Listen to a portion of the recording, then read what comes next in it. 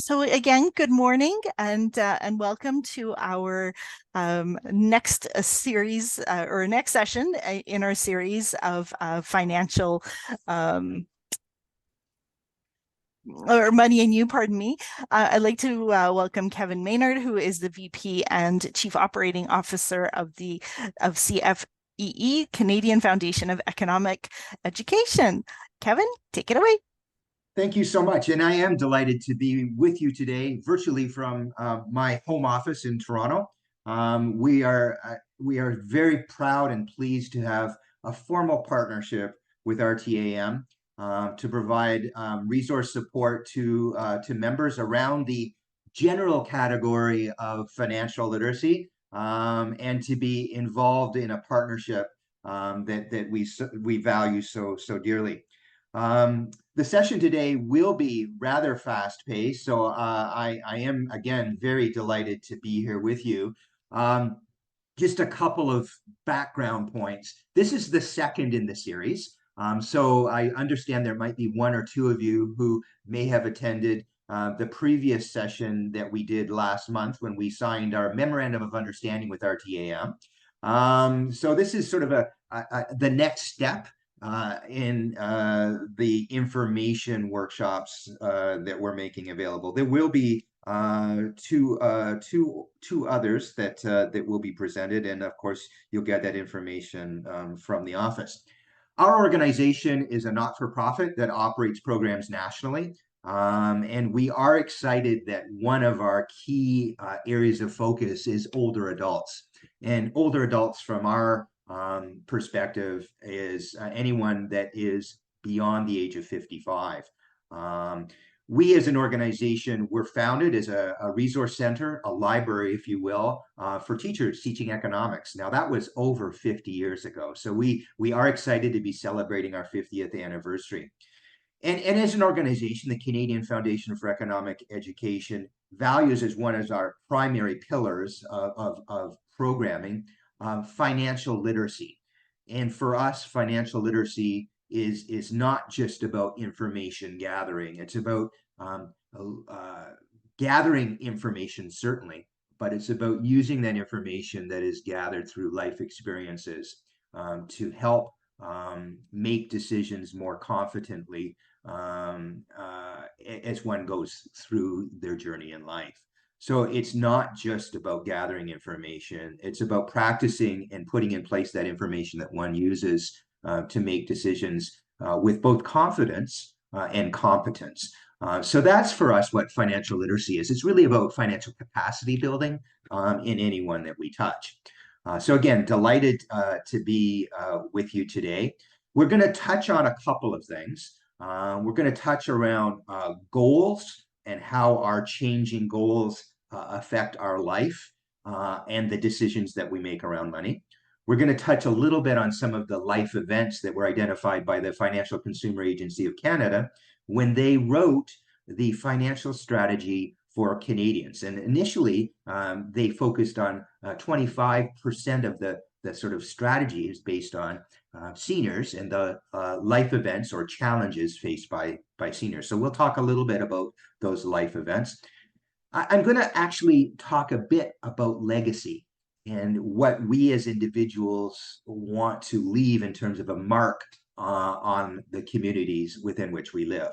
I'll hopefully give you some additional resources, and there will be a QR code and a link that will be provided by the office, as well as a feedback document, a survey, if you will, that's in addition to the RTAM survey that was mentioned earlier.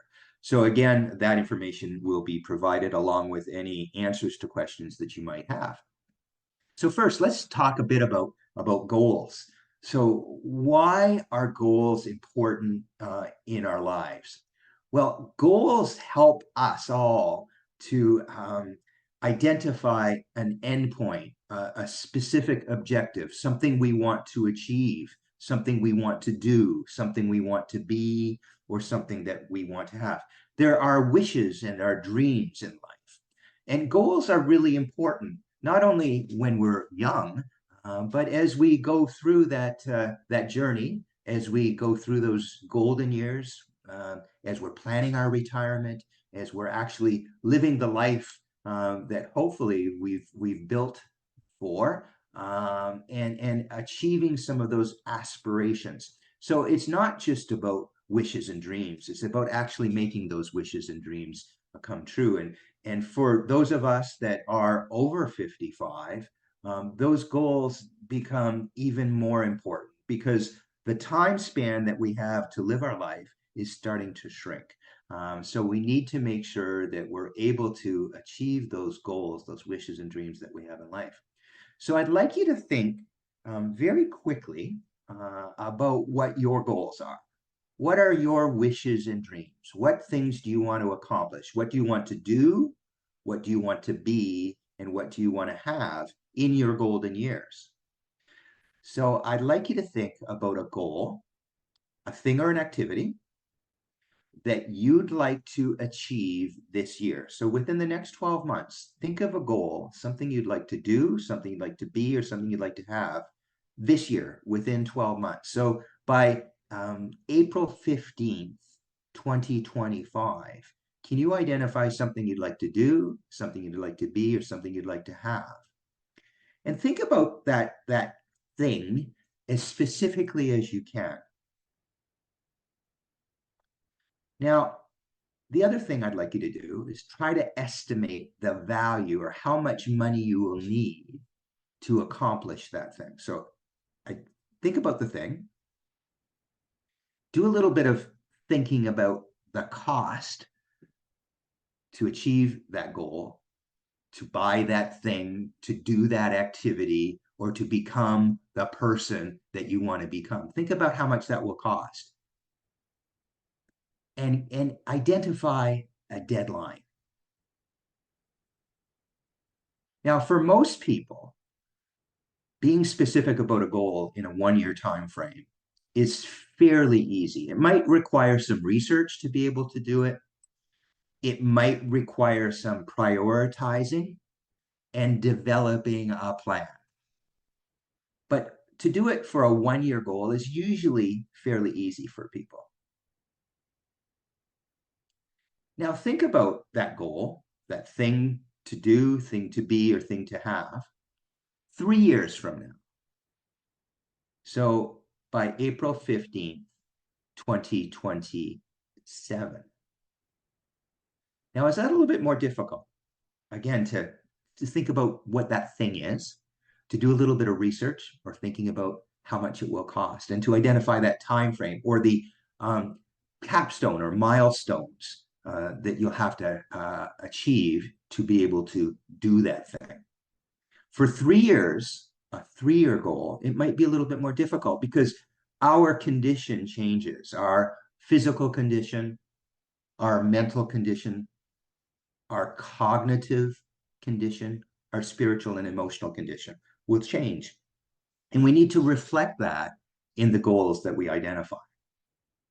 So think about it in terms of a 1-year window, a 3-year window, and a 5-year window. So 5 years from now, April 15th, 2029. Now, that might even be more difficult for people. But if I can put it into context for you, perhaps a goal that you might have for 1 year from now is to get your house ready to sell because you want to downsize. So that's a 1-year objective. Get my house ready to put it up for sale, to list it. Get rid of all of that extra stuff I've accumulated. In 3 years' time, it might be to establish yourself in a new home that you've built for your retirement. And then 5 years from now, it might be to actually sell that new home that you built for yourself and move into condominium because you no longer are able to or want to do yard work.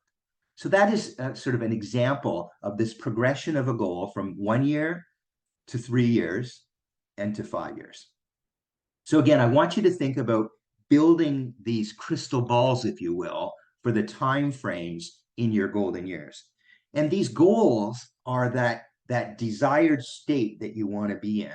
And we're going to be using those goals as we continue to talk in today's workshop.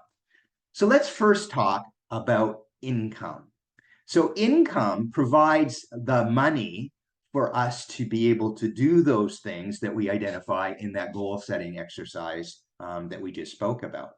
And generally, when we think about income as an older adult or someone nearing retirement, we consider these sources of income, money that we get in, as the ability to have the financial resources to move along in our journey related to our goals. And then it would include things like CPP, Canada's public pension system, any provincial benefits that we get that might either be a grant or a reduction in expense that we may incur. Employer pension plans.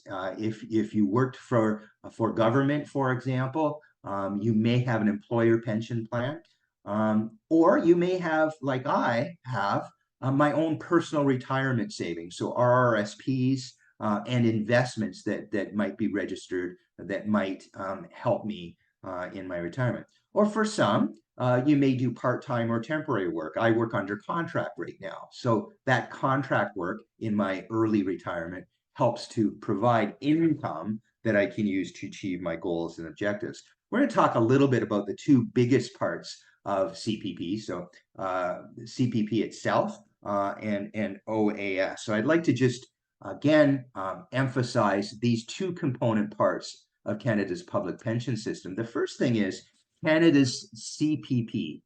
Now, CPP provides a monthly benefit to anyone who has worked in Canada based upon their contributions over time they have worked in this country. And normally, that benefit starts for many people at 65 years. Although you may choose to start reduced payments at an earlier date or age, or at a later date. And we'll talk about that in just a few moments. If you want to find out about what your eligibility is for CPP, Service Canada would provide that information. I'll show you another way you can do that in just a moment, but Service Canada will provide that information to you that's specific to your situation. And again, they're really good at giving you that information. You can do it toll-free, you can do it online, or you can visit a Service Canada office in your community. Now, I did want to tell you about some research that I've just found. Many Canadians think that they have to wait until their age 65 to claim their benefit. But in fact, you can choose what age you want to take that benefit at. Now, research has shown that by waiting until age 70 to claim benefits, Canadians can receive more than 2.2 times the monthly pension that they had claimed if they do that at the age of 60. So if you wait till age 70, you'll get 2.2 times the monthly amount that you would have got if you had taken it at age 60. And these higher payments, if you wait till 70, last for life and are indexed to inflation. So by choosing to delay claiming your CPP benefits as long as possible, you will have the safest, most inexpensive ways of increasing lifetime pension overall. And that will provide greater protection against low investment returns that you might have in other forms of investment strategies. It will protect you against high inflation and any anxiety that you might have about outliving your savings. So CPP is one of the safest ways to help provide some income for your retirement. Now, in spite of the fact that you can wait till a later date, most Canadians opt for a lower benefit amount by claiming their CPP early. Now, the research has found that that's due to human bias and a lack of understanding of common financial planning practices. And the result is that fewer than 1 in 10 Canadians wait until after 65 to claim their CPP benefits. And in fact, most take it at age 60. Now, again, I wanted to raise those research results with you because the choice is up to you. And you, based on your own financial situation, may choose to take CPP at 60. Or you could wait till a later in life and receive much more in terms of that monthly benefit. And remember, it's indexed and it's tied to inflation. So it is a really super way to plan for income in your retirement. I also wanted to mention some averages. So here's some data that you can see. In 2022, or 2023, actually, the maximum amount that you could get was $1,306.57. So if you contributed the maximum during your lifetime, the maximum amount that you would get as a monthly benefit is $1,300. The average, based on October 2022 data, was about half that, so $717. Those would be people that didn't work either the entire length of their working career in Canada or did not contribute the maximum every year that they were part of the employment situation here in this country. So again, I wanted to show you what the average amount was for CPP benefits and what the maximum was. Now, $1,300 a month is not a lot, but it certainly will help buttress some of your other financial resources when you do decide to retire. The other things that I wanted to point out fairly quickly to you as well was the survivor's pension. So a survivor's pension is for a spouse or common law spouse. If your spouse or partner dies prior to you dying, you would be eligible to receive a survivor's pension based on their age at their death and the contributions that they made to the plan. So you can see that the survivor's pension for someone that had a spouse that was younger than 65 when they died, the average was $480, and the maximum was $707. Now, this is important. My spouse passed at a very young age, before the age of 45, and as a result, I receive a monthly survivor's pension based on his contributions into the plan. And I wasn't aware that I would be eligible for that. Now, if my partner was older than the age 65, the actual average or maximum amount went up to $783 based on last year's statistics. So again, that's a significant contribution to your pool of resources to help you live your retirement years, and something that most people aren't aware that they're eligible for. Now, I want to share with you a little bit more details about those survivor benefits. So you can see from this chart that if at the age of 65 or more, you'll receive 60% of whatever their maximum amount would have been had they lived and started to withdraw their benefit from their pension. And then you can see some of the other impacts around age and disabilities and the number of dependent children that you might have. For your information, I will share this PowerPoint with the office, and they'll make it available to you so you can see the data that I'm actually sharing with you today. Again, it's important to note that when our significant other passes, we are eligible for a significant source of income based on their contributions to the plan, their age at death, and the number of dependents that you might have as a family unit. Now, I did talk with you earlier about the fact that many Canadians choose to take CPP at 65 or younger. Not many people wait until a later stage in life. So I wanted to show you specifically using this chart what it looks like based on 2021 data.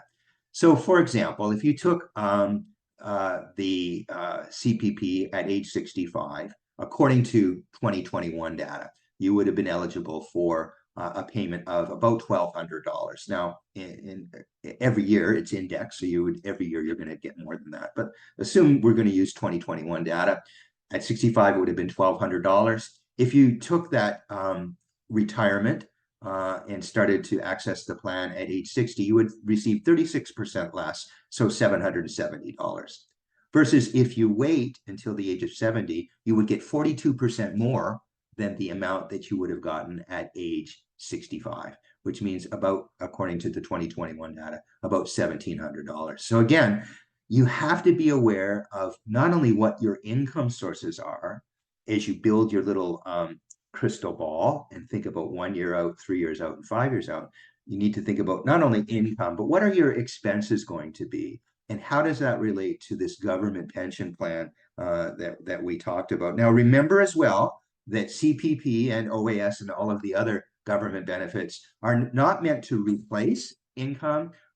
Generally, they were calculated to be about 25% of your earned income during your working life. So remember, it's not going to completely replace what you would have been earning while you were working, but it certainly is important to know how much that money will actually be for you based on the age that you start to access the benefit.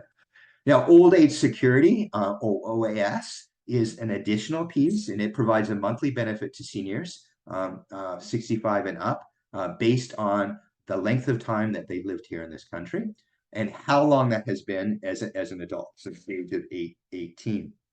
Normally, like CPP, it starts at the age of 65. And there are three types of benefits: the GIS, an allowance, and allowance for a survivor. So generally, OAS, most people that receive this benefit, it's in the form of a guaranteed income supplement, and those are for low income Canadians. Now, you can also defer your OAS until that age of 70, just like CPP. Again, for specific details as they relate to you, my suggestion is that you contact Service Canada. So I've talked a little bit about CPP as being one of the pillars of Canadian retirement. There are other pillars that are important to remember, including employer pension plans. So your specific employer, if it was a school board or school district, may have an employer pension plan that you would have contributed to. Many private sector employers have these. For example, if you worked for one of the large automobile companies or a drug manufacturer, or if you were a member of the public service or a transit commission, for example, Winnipeg Transit, you may have a defined pension plan as part of your employer's pension plan, or you could have had a defined contribution plan. So those are the two general parts that would be controlled by your employer that you would have access to benefits based on your employer setup.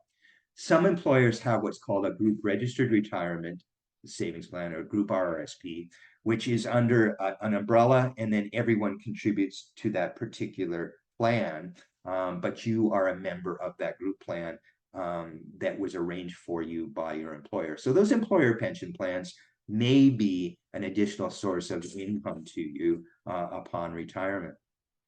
For those individuals that were not part of an employer pension plan, people like me, you would have had to probably set up your own registered investment plan or an RRSP. And you may have done that with a contribution from your employer or contributions that you made independently yourself. So generally, a registered investment plan would include an RRSP.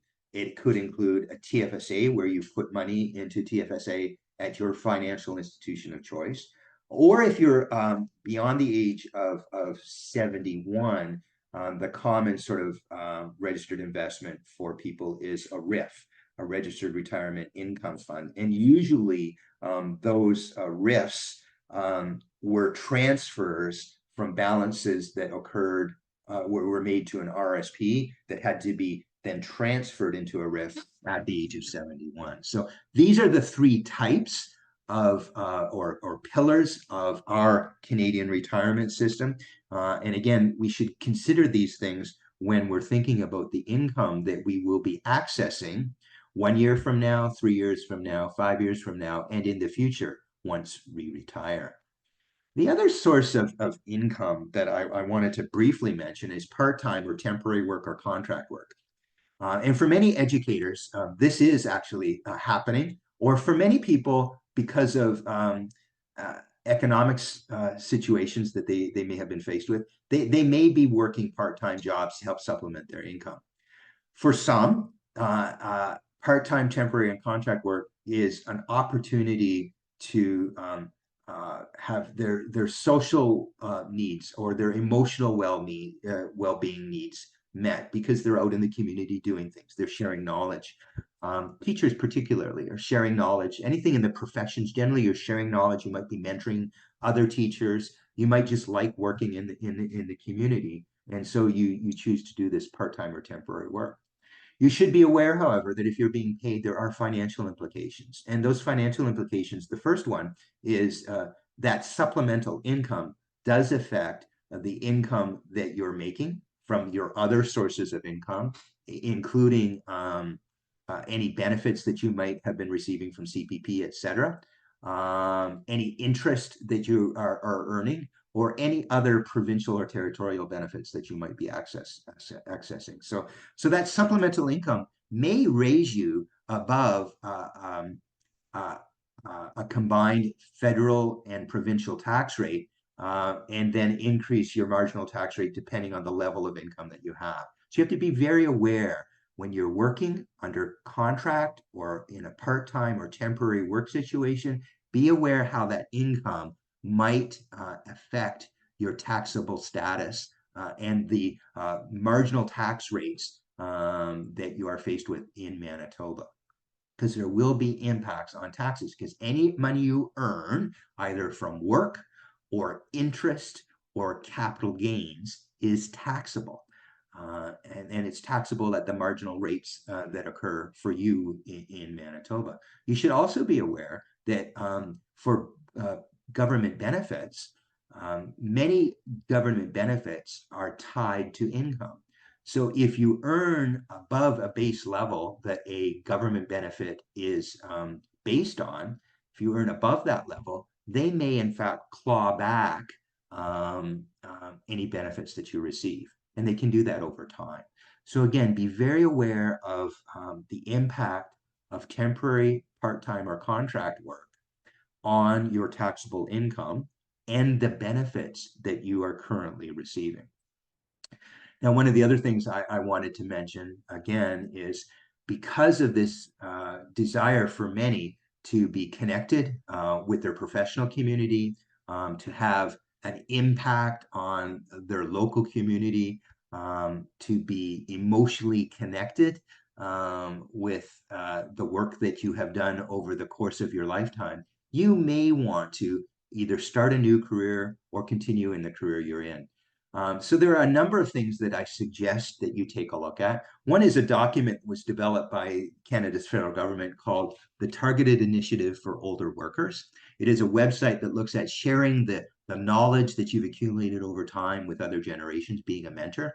And I know that RTAM has a whole program on mentoring, which is really important. And in fact, we're going to focus on mentoring at our next workshop.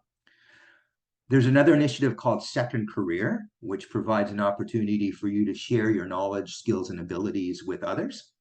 And then there are a series of other websites, which you'll see here on this list, including Job Bank Canada, which is a job site operated by the federal government that looks at the need, for example, of educators in helping develop curriculum resources or be involved in teaching, either in a school-based setting or in an employment situation for new employees in the private sector.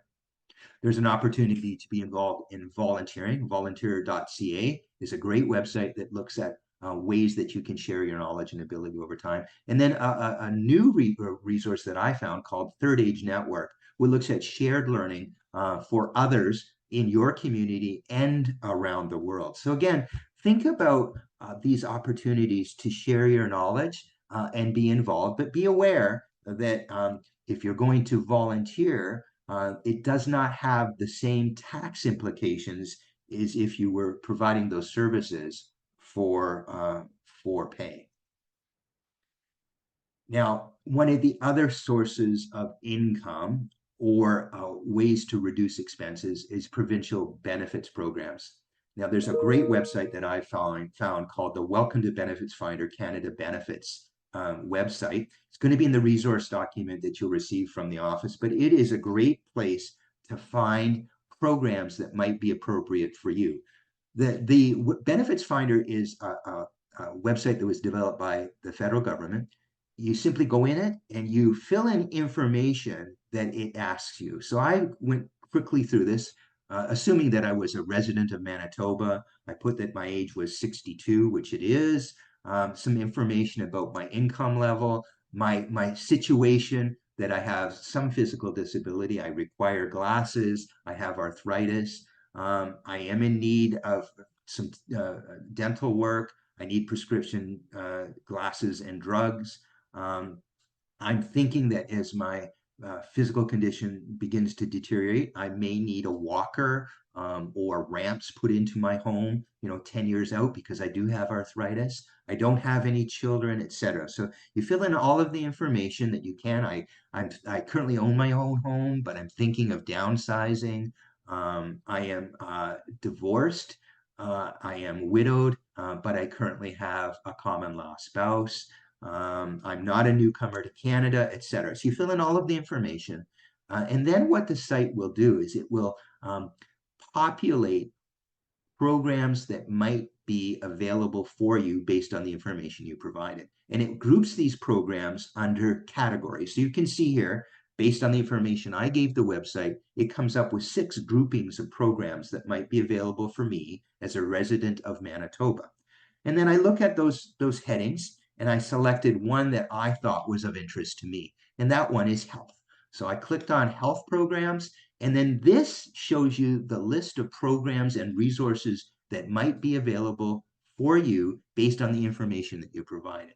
So there's some information about community living, disability services, the Manitoba Healthcare Program, Manitoba Pharmacare, etc. So again, I would look at the particular summary of the program that was listed. And you'll note as well that there's a Manitoba flag. That indicates that it's a provincial government program. If there was a federal government program, it would have the Canadian flag. And as well, there are some programs that are available from not-for-profit community-based agencies. This is one that's available from the March of Dimes that looks at accessible modifications to your home or to a vehicle. And again, what this website does is it provides you with these programs. You can read about them, you can find out more information, and if you want to apply, you can click directly on the program and apply. So again, this is the March of Dimes Canada accessibility, but there are programs from the Government of Canada and Government of Manitoba that might be of use to you. This one, for example, is the home care services provided in Manitoba from the provincial government. So again, you can read about the program and then you can apply directly using this portal. Now, in addition to understanding what your income is, what the programs are available to you, the Government of Canada also has a retirement income calculator, which you can use to do some forecasting for what your income would be from CPP and OAS. Again, those are the 2 portions of the Canadian public pension system that I mentioned earlier. So you can either call Service Canada, visit their office, or go online, or you can actually play with it yourself by using this calculator. This is the same kind of system that they would use within a Service Canada office. Now, again, this is available in the resource document that the office will share with you later and that is accessible from a little QR code that I'll show you in a few moments. But again, if you fill in the information in this Canadian income calculator, again, it's a website built by the federal government. It does not store information. It simply gives you information based on what you put into the online portal. So you put in the information about your age, other sources of income, etc. And what it will do is it will track what your income is projected to be for every year of your life. As a forecast. So again, it helps you to build that crystal ball 1 year out, 3 years out, 5 years out. And based on the information that you get from this, you can begin to think about how my income is going to change over time as I retire. So what I would like you to do again, I'd like you to think about what your income is. So either on a sheet of paper or mentally, think about your current sources of income. What are your earnings from employment if you're still working? So know what that source of revenue is. Any investment returns that you're getting, maybe you might own property, you might have some stocks, some mutual funds, ETFs, etc. So even interest from any savings accounts, including TFSAs. So what is your income from work? What are the investment returns that you're currently getting? If you're getting CPP, how much are you getting from CPP? Any other government benefits that you might be able to access, again, using that benefits finder website I just showed you. And then if you might be using savings as a pool for you to transfer funds, what are you using from savings for your annual cash use? So again, the idea here is to think about what are you using, what are you getting now in terms of money? What is your income? What might your income look like 3 years from now or 5 years from now? Again, what I want you to think about is how your life is going to change as you go through those golden years, right up through until your death. And again, I encourage people to think about 1 year out, 3 years out, 5 years out, or God be willing, 10 years out. Try to do some forecasting using the information that you have available to you. Again, there's a really great online calculator. It's called the Canada Benefits and Public Pensions Retirement Income Calculator. And again, that link and description is in the resource document that will be shared with you.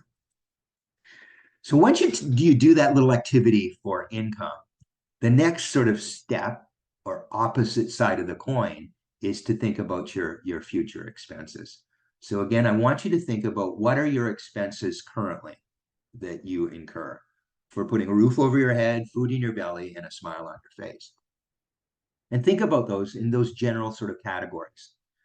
And think about how your condition is going to change. Are you going to be exactly the same kind of person you are right now, 1 year from now, or 3 years from now, or 5 years from now, or 10 years from now? And think about medical history as an example. So my father was a bear of a man and was physically fit, except for he had a heart condition. My mother was physically fit, but she had cognitive issues. So family history will impact, along with other environmental things that you face as an individual, your future sort of condition. So think about those things and begin to use that knowledge and that information to help project what you are going to be like physically, cognitively, spiritually, and emotionally in these sort of timeframes. And start to think about those plans that you will need to put in place to ensure that you have the kind of life that you want in the future. That's what this whole workshop is about.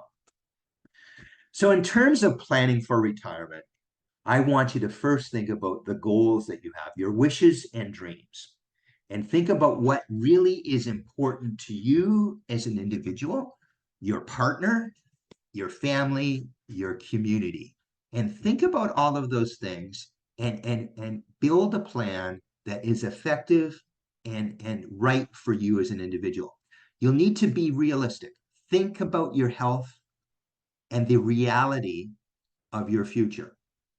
So if you're physically fit and have no genetic kind of issues that may have affected family members, the likelihood is that you are going to live a long and healthy life. So you need to be prepared for that. Similarly, if there are histories of medical conditions in your family, or if you were a smoker, or if you lived in a dangerous community, or if you had a job that had a lot of risks, then the likelihood is that you may not have the same life expectancy as someone from a different socioeconomic or cultural background.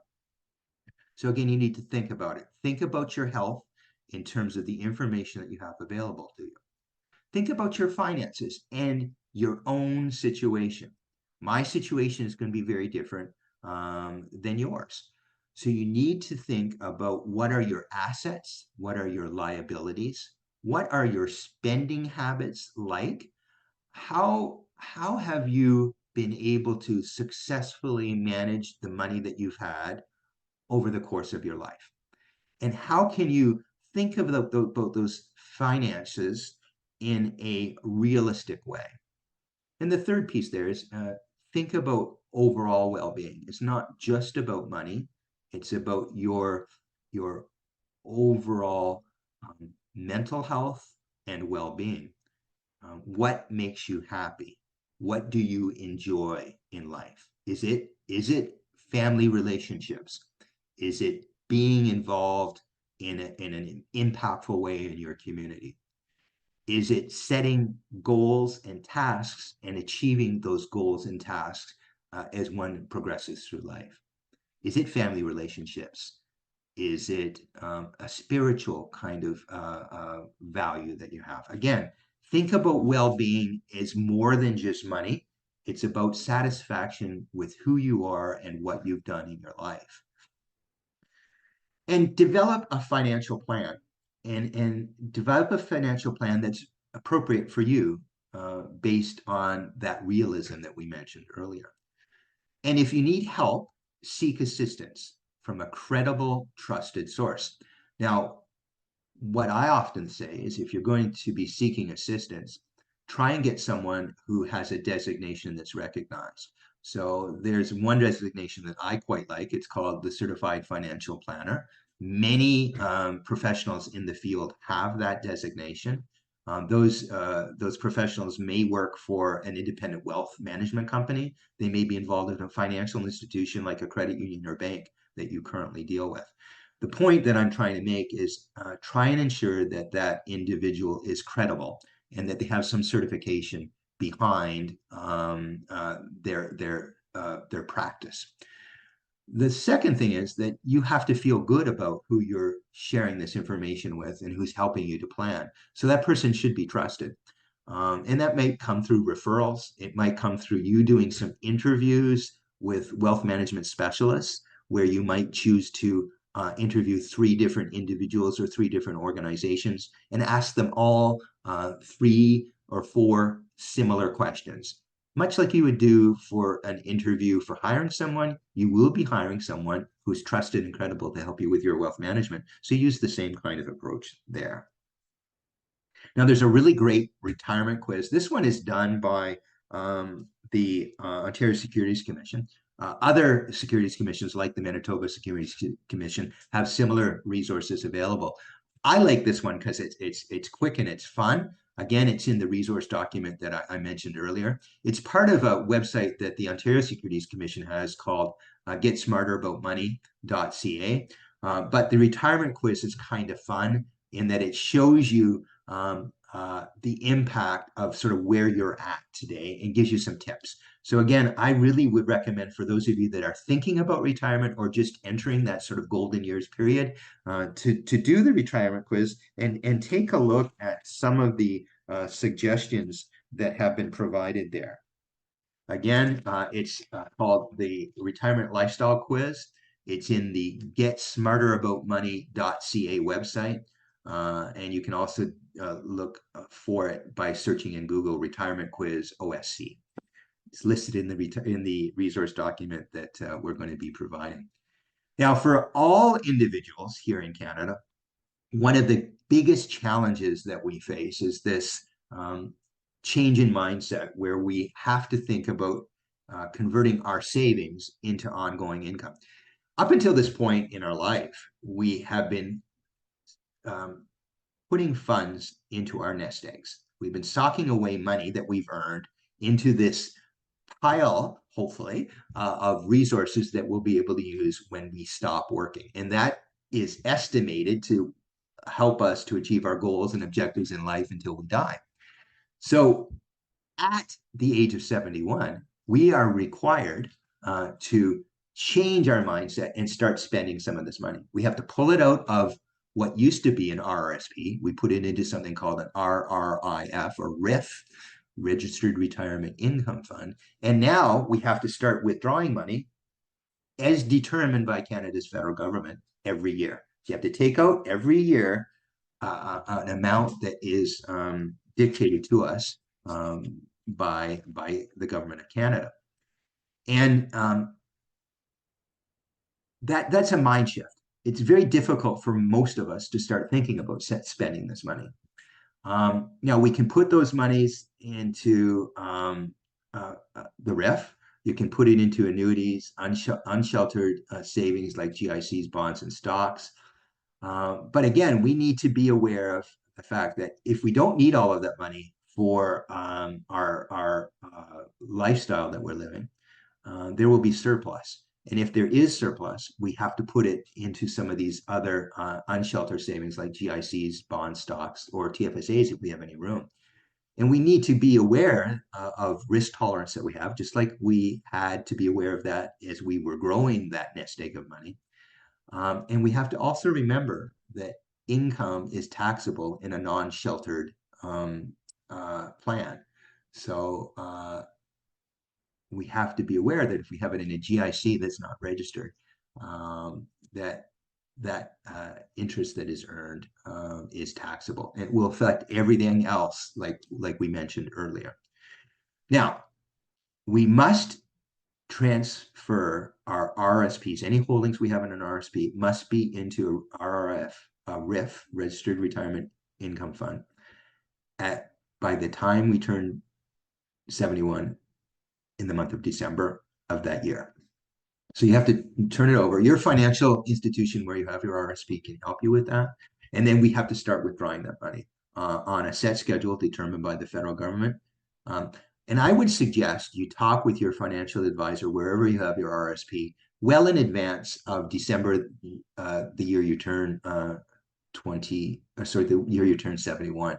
And then you can start to plan how you'll be using that money. Again, thinking about your goals, your objectives in your life, 1 year, 3 years, 5 years out. One of the things that might help you is you start to think about planning your estate. Think about your assets and liabilities over time. Now, this is April. Most of you will have filed your individual income tax returns. So it's really important that you think about that simple list. So create a simple list of your assets and liabilities that you can update on an annual basis, and use that information as you begin to budget moving forward. I would also say that you should engage a lawyer at this time to help you draft and keep an up-to-date will, to name an executor who will be responsible for carrying out the desires of your will. And at the same time, think about power of attorney for both property and personal care. And think about backups too, because for both executors and powers of attorney, there may be situations where that person you name may die before you do, or become incapacitated before you are in the situation around powers of attorney. Now, I wanted to talk a little bit more after this exercise of understanding what your assets and liabilities are and your goals and objectives. You may have some goals and objectives related to your legacy after you die. That's why it's important to think about your estate and your assets and liabilities. In terms of legacy planning, it's about thinking about the what you have upon your death, the how might that transfer of assets actually occur, the who is it going to go to, and the when. Does it have to be at the point that you die, or can there be some things that might happen before you die that might allow you to actually have more involvement in what happens with your legacy as it occurs? And there, I would like to really encourage you to think about what your goals and objectives are in life, and what your marks might want to be in the community, in your family. What is specific to you as an individual? And you should make those wishes known formally. It shouldn't be just something that you think about or talk about with people. You should actually make those wishes known formally. And the primary sort of places for those wishes to be documented are in your will, your last testament, and through discussions with your executor. Again, so that there's that tie-in between that formal documentation in your will and your expectations with your executor, what you want them to do, when, how, and to whom. Now, the other thing you might want to have a conversation with is with those in your circle. So whether they be family members or friends, but you might want to also have some informal conversations with family members who may not be executors or even beneficiaries in your will, so that they know what your desires are in terms of your legacy, so that that will eliminate any surprises. And again, if you're able to do all of this prior to your death, it will help you to ensure that your wishes, your goals and objectives, not only in life, but in death, are actually respected. You should also understand the implications of any legacy that you leave on the estate. So if you're gifting things or having legacies, it's really important to know the impact of that legacy, that gift, on the estate, and anyone that might be receiving the assets might be receiving the gift that you're making. So legacy planning is a really important part of estate planning. And it's not just to ensure that your goals are met, but it's also to understand how that gifting will affect others. So those that might be recipients of your estate, are there implications to them? Or recipients of the gift. Again, there are tax implications that can affect those gifts. Now, as part of your planning about legacy, you should think about your goals and objectives and how they relate to who you are as an individual. So some of the things you might want to think about is leaving a gift to a charity of your choice. And that might be, providing a gift to the local hospital foundation or to an educational group like RCC, for example, or to a community-based organization like the local Humane Society. So again, think about is leaving a gift to a charity of choice something that is important to you. Maybe you're very spiritual and have a faith community that you want to be involved in. So again, think about that as one of your goals and objectives at the end of your life, or as you continue through your golden years. Think about the distribution of assets to community groups that might be important to you. Because there are many many community groups that need financial resources, and those financial resources you'll see in a moment are not just dollars.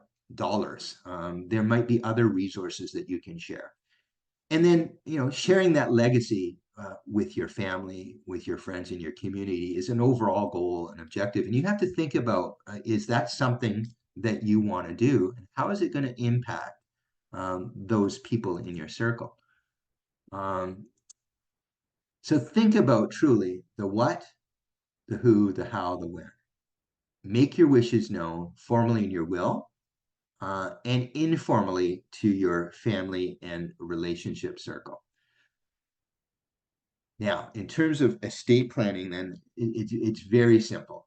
Create that list on an ongoing basis annually. I suggest you do it every year you do your financial income return or income tax return, and use that information to inform your lawyer of any updates that are needed in your will.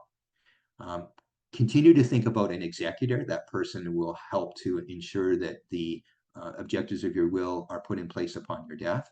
And think about the tie-in to powers of attorney in the event that you are incapacitated. In both cases of executors and POA, make sure you have some backups in mind just in case they predecease you or become incapacitated before you do in the event of, or in the instance of a power of attorney. So again, a legacy is looking forward and giving back. In terms of Merriam-Webster's, in its basic meaning, it's a gift of money or other personal property that's granted in by the terms of a will. And it needs to be managed effectively so that the implications do not negatively affect those that receive it, and that your overall objective in terms of gifting the legacy is a positive one. Now, when you're thinking about legacy, there are a number of things that you can consider.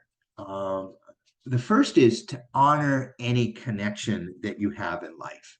So most of you were involved in the education of young people within the province of Manitoba. So think about perhaps honoring education and educational outcomes, whether that might be through a scholarship in your local school that you taught at.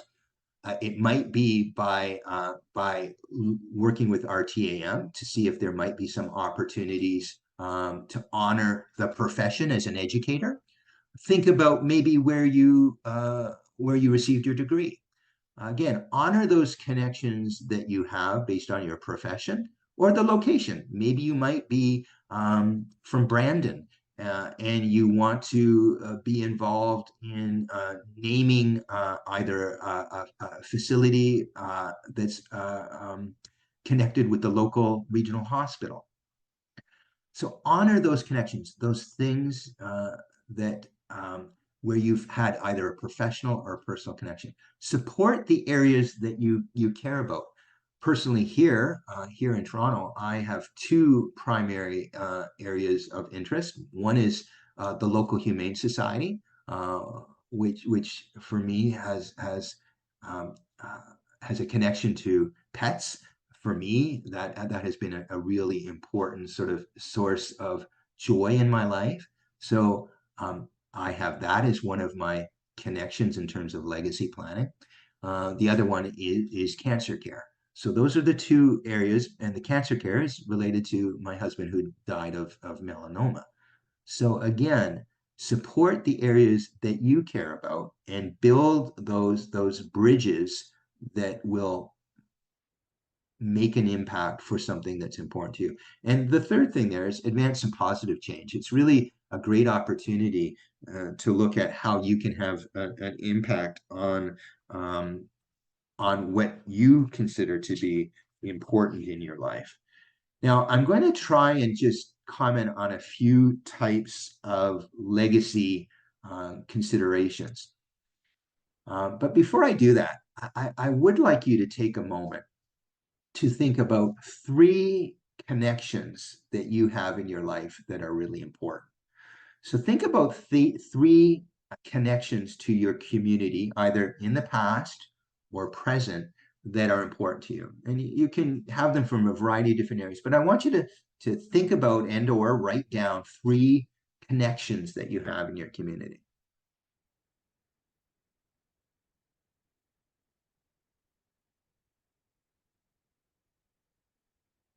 So the next thing that I'd like you to do is for each of those three connections, I want you to think about what each of those connections do in terms of the work that they have in their community, the community within which you're from.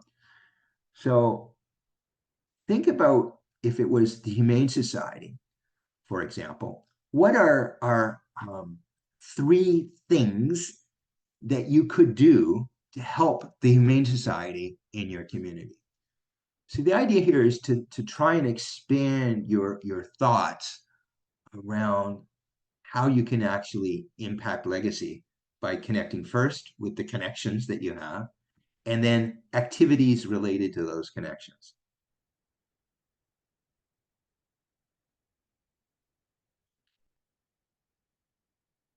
So if you can think of some of those activities, the last thing is, what would you like to see in terms of positive change related to those activities? How could your legacy make a difference? And again, I would encourage you to try and do three things for each activity, for each of the three connections that you have.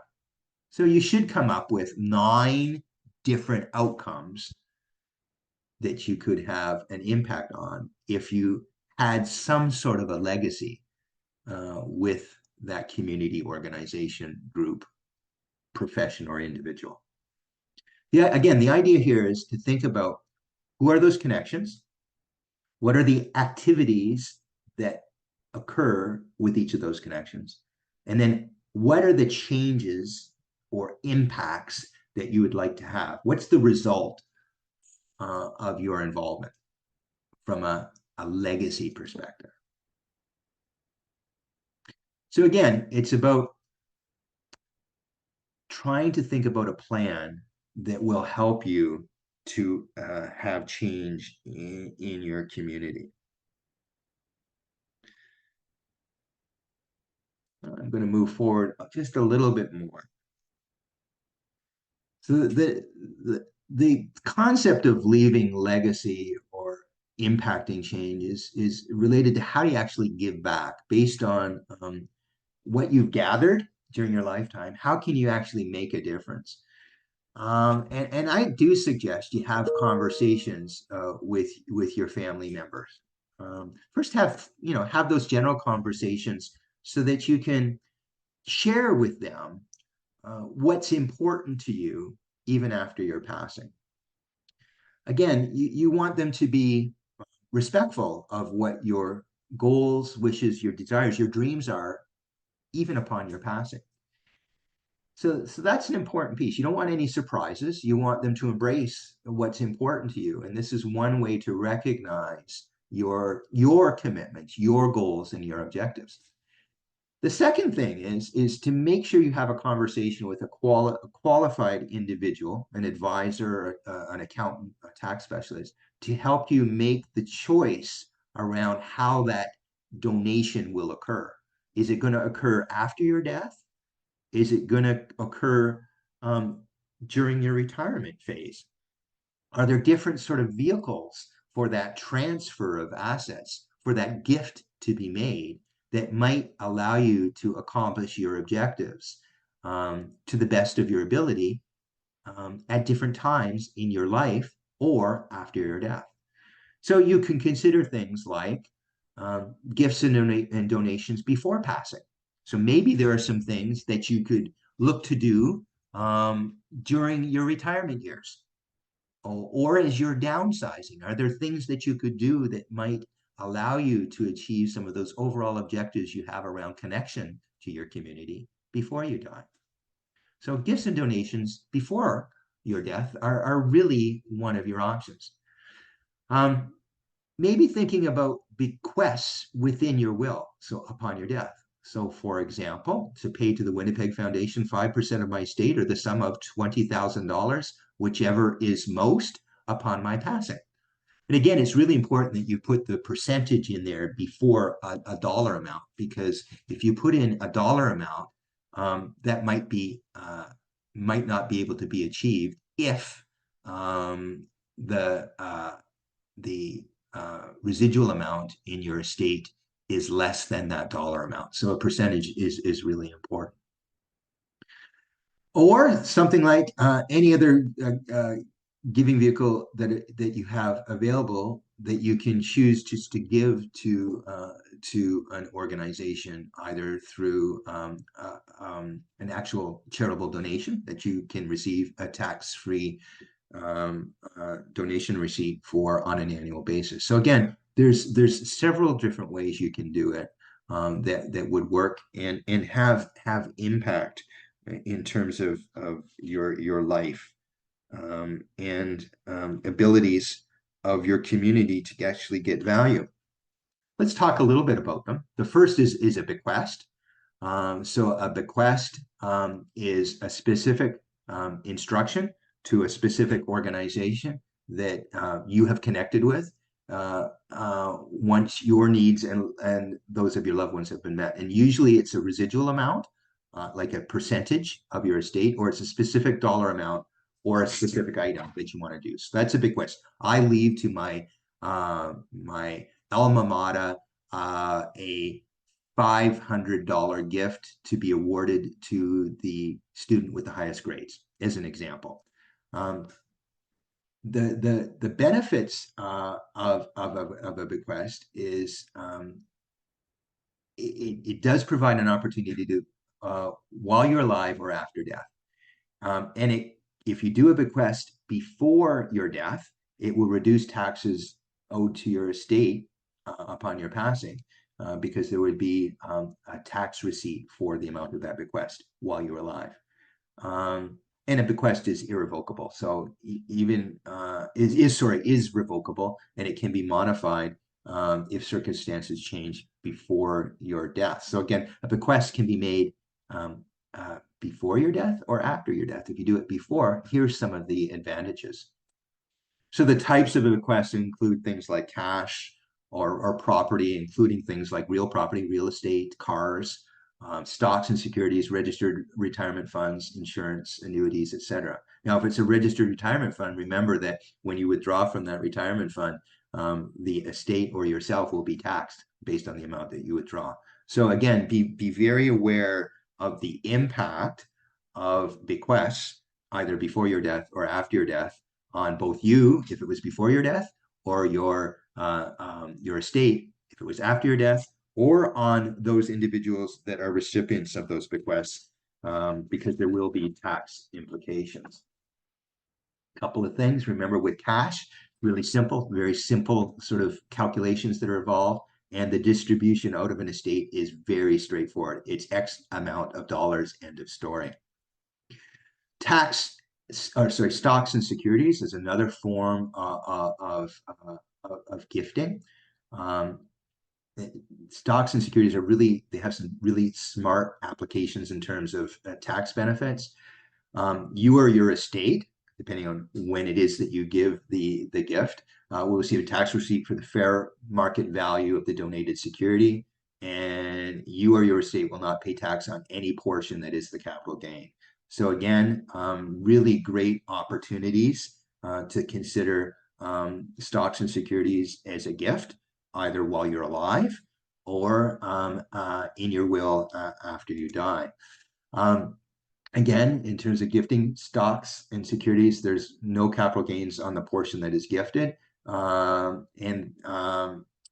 If you or your state sold the shares, you would pay capital gains on any increase in value after that fact. And the taxable receipt will be based on the fair market value when it was in fact gifted. Registered retirement funds, similar to other types of securities. And it would include risks, RRSPs and risks, depending on what your age was. And the benefits are very similar as well. Remaining funds in the RIF or RSP would be fully taxable in the year of your death. And usually that's at the highest rate of income that you would have. If you name a charity as a direct beneficiary, that creates a taxable charitable receipt, which offsets the tax that your estate would pay. If you have a beneficiary name for an RSP or an RIF in terms of a charity, that provides privacy. Is they're not part of the will; they actually get it, and only the remaining part of your investments are shown in the will because they're named as a beneficiary upon your death. And if you do that, if it's part of a beneficiary process, they flow outside of the state, and therefore they don't even require probate. So again, an RSP or RIF where the charitable organization is named as the beneficiary is a really good way of ensuring that your legacy is secured without some of these other considerations. And some people look at a portion of their RIF as or their annual withdrawal, portion of the annual withdrawal from the RIF as a legacy. So they'll have that portion go to the charitable organization of their choice. And if they do that, then that charitable contribution based on that annual amount is used to offset taxes in that given year. Again, that would be done prior to the individual's death. So that's sort of as you're in your retirement years. Life insurance, another sort of form of a way to look at a gift. And there you would pay a modest annual premium over time, and it could actually result in a significant legacy for that charitable organization. You could donate the entire existing policy, and that the organization would have the surrender value of any premiums paid after that donation date. You can donate a new policy, and you would receive a charitable tax receipt for every premium paid after the policies was donated to the institution. Or you could name them as the beneficiary of an insurance policy. So again, there's a lot of benefits of gifting insurance is a way to actually make an impact on your community. I'm going to click through one other, and I think from that, I'll probably open it up to questions. The other one would be much like insurance. You can gift an annuity where you'd provide immediate support to your favorite charity and still have a secure income stream for yourself. So a portion would go to the charity, a portion would go to yourself in your retirement years, and that portion that you donated to the charity would have a tax receipt issued in that amount. So again, that benefit of gifting an annuity allows you sort of have this have the pie and eat it too, or have the cake and eat it too. You have a portion of the annuity that you would use for your life and your expenses, and then a portion would be gifted to that organization in your community that you're connected to, that you wanted to benefit from your world. Now, the last piece I want to just chat about with you is the common form of gift, and it is a gift in kind. And it could include a wide range of non-cash donations that you could have. And it would include books or real estate or artwork or specialized equipment. Maybe you had a woodworking shop in your home and you wanted to donate that woodworking shop to a local high school, or personal property like jewelry or antique cars or artwork. Again, at the time of the donation, the charity will use the asset either in its operations, or they'll liquidate it and use the proceeds based on however you want to provide the gift. So you would provide some limitations around the gift. And the good thing about a gift in kind is you will always receive a charitable tax receipt for the appraised value market value of that property that's determined on the date of your donation. So again, you can do it prior to your death as part of your sort of legacy as you're in your retirement years, or your estate can provide the gift upon your death. So it can be made during your lifetime or through your estate, and you would do it for your estate, having it detailed as an instruction in your will. And the charity can work with you to designate that specific use of that gift in kind. It's often done with real estate, with houses, for example, or vacation properties that might be gifted to a scout council, for example. But again, this is a really great way to have an asset that can be effectively used by a charity in their ongoing operations, or they may choose to raffle it off and use the proceeds from the raffle for their operating funds, etc. But again, it's an arrangement that you would work out with the charity when you make the gift. So I think with that, I'm probably just going to mention just a couple of small things. The first thing is all of this legacy planning and ensuring that we're connected with our community will depend on you actually making a will. It's important to know that 66% of all Canadians die without a will. And the question I ask is why? We all know we are going to pass at some point.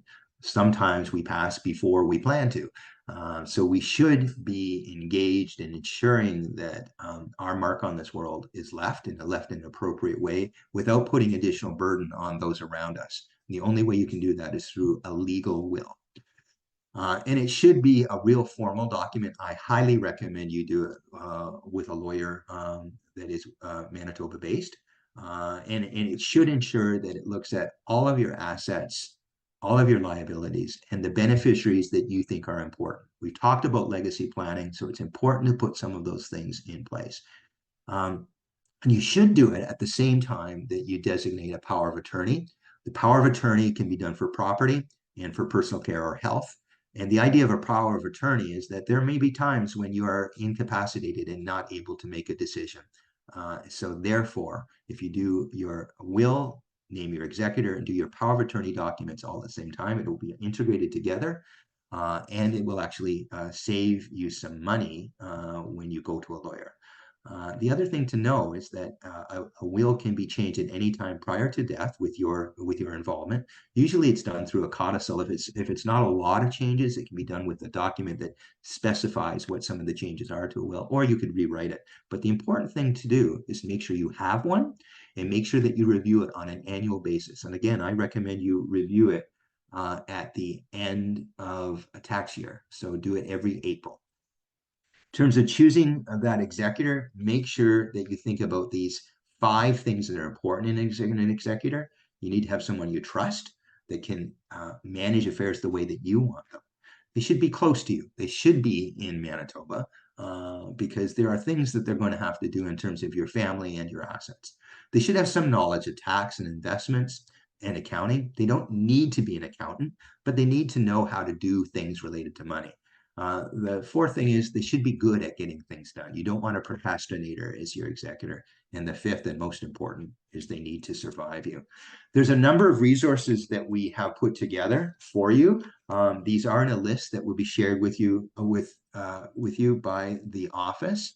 Again, all of these resources are available to you. They include access to some of CFEE's resources, like our Money Laughs video clips that are focused on 10 key concepts in financial literacy. Again, those resources are available to you. We have a new program called Let's Talk Money Seniors Edition, which looks at open and honest conversations between generations around money issues, golden years issues, and issues around death. The topics are very straightforward and deal with some of the things we've talked about today, including wealth and inheritance, managing your assets, retirement, powers of attorney, etc. I'm delighted to say that in the Let's Talk Money series, we actually showcase some champions, seniors champions, who talk about the intergenerational conversations that they've had within their families around these topics. And one of the key senior champions we use, his name is Bill Peppard. He was a school principal and teacher in St. Andrews, New Brunswick. So again, he has the same kinds of professional background as you do as teachers from the province of Manitoba. He can share with you some of his advice. We also have a resource called Money News Seniors Edition, which is a guide to financial literacy for seniors. It's all available online. There are 14 different modules, and you can see them listed here. The program is available in English and French. Module 8, an introduction to retirement income planning, highlights most of the concerns we've talked about today. As well, there's a great resource appendix with additional resources you might want to access and a glossary of terms which will help you in the future. Again, this glossary of terms will highlight some of these key vocabulary items that are important. And again, it's all available online for free off of our website. And the resource is listed in the resource document that you're going to be sharing. So again, I'd like to thank you for today's workshop. The survey document that I referred to is available off of this QR code. So you can simply use your device and take a picture and fill out the survey form from CFEE.